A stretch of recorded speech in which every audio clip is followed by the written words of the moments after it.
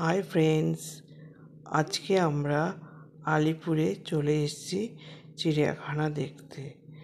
তো এবার আমরা ঘুরতে ঘুরতে যেখানে পাখিরা থাকে সেদিকটায় এলাম। তারপর আবার গেলাম জিরাফের দিকটা। জিরাফগুলো তখন চারিদিকে ঘুরে ঘুরে বেড়াচ্ছে। ওদের কি ভালো লাগছে দেখতে। তারপরে আবার আমরা হাঁটতে হাঁটতে হাতির কাছে গেলাম। দেখুন হাতি কীভাবে সুর নেড়ে নেড়ে খেলা করছে, খুবই দেখে মজা লাগছে। তারপর আমরা আস্তে আস্তে আবার এগিয়ে গেলাম সাপ যেখানে থাকে, এবং শুধু সাপ নয়, কত বড় বড় বিষাক্ত সাপ থাকে। এই দেখুন অজগর, আর এই দেখুন অজগর, আর এই সাপটা দেখুন কিভাবে দুধ খাচ্ছে। কি বিশাল সাপগুলো দেখতে। এইটাকে বলা হয় গোয়ার্গেল, এও রয়েছে।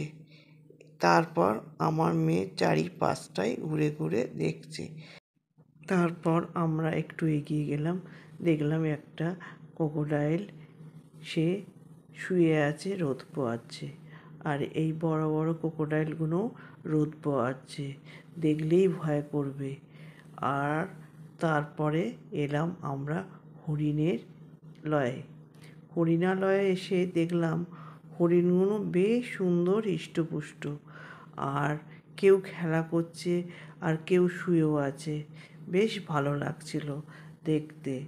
এরপর বাঘের খাঁচার দিকে আস্তে আস্তে এগোতে লাগলাম। দেখলাম একটা সাদা বাঘ, সে আস্তে আস্তে করে ল্যাজ নাড়ছে। ওই দেখুন চিতাবাঘ, সে ঘুমোচ্ছে। তাকে যতই ডাকা হচ্ছে কোনো তার সাড়া শব্দ নেই। এরপর আবার গেলাম রয়্যাল বেঙ্গল টাইগারের কাছে, সেও ঘুমোচ্ছে আর মাঝে মাঝে পিট পিট করে তাকিয়ে দেখছে। এরপর দেখতে এলাম সজারুকে, সেও তাই ঘুমোচ্ছে। আর এবার দেখুন লায়ন কিভাবে একসাথে সব বসে আছে। এই হাঁসগুলো খুব সুন্দর দেখতে। আর এইটা হলো অস্ট্রিচ, দেখুন কি বড় বড় গলা, দেখলেই ভয় পাচ্ছে আর শুধুই খেতে চাইছে। ওই দেখুন জলহস্তী একটুখানি দেখা যাচ্ছে, জলেতে শুয়ে আছে। আর সিংহগুলো যে যার সে তার মুখের দিকে তাকিয়ে সব বসে রয়েছে। আর পাখিগুলো দেখুন কত সুন্দর। ময়ূর দেখুন তার নিজের মতন করে সে খেলা করছে। সাদা ময়ূর রয়েছে, কত রং বেরঙের ময়ূর রয়েছে, দেখে আপনার শেষ হবে না। এরপর আস্তে আস্তে আমরা বাইরের গেটের কাছে চলে এলাম। আমার এই ব্লগটা যদি আপনাদের ভালো লাগে তাহলে like, comment, share and subscribe করবেন।